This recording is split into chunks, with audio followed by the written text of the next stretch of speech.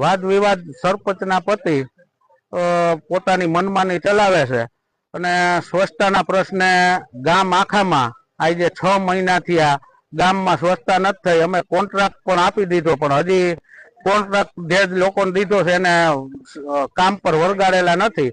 અને જે કર્મચારીઓ છે અમારા એના 1,20,000 રૂપિયા પગાર દઈ છે, છતાં પણ કામ કરતા નથી અને એ બેઠા બેઠા પગાર લે છે. અમે અનેકવાર વખત રજૂઆત કરવા છતાં કોઈ પણ જાતનું ધ્યાન આપેલ નથી. કોન્ટ્રાક્ટ આપેલ હોવા છતાં પણ કોન્ટ્રાક્ટરને તરને કામ ઉપર વળગાડેલ નથી. અને જે રાજીનામું દીધું તમારા ભેગા કેટલા સભ્યો?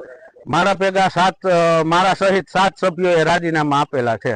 હવે આગળની તમારી પરિસ્થિતિ માગણી શું રહેશે?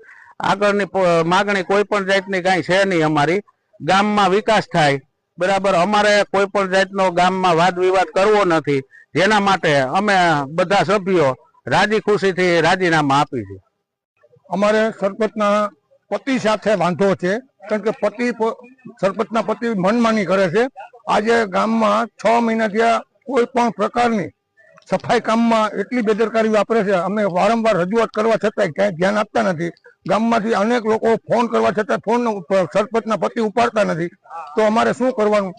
અમને જતીનભાઈને બંનેને ફોન કર્યા રાખે છે પબ્લિક, એટલે અમે એમને કહી કે સરપંચને તમે ફોન કરો, સરપંચ ફોન ઉપાડતા નથી.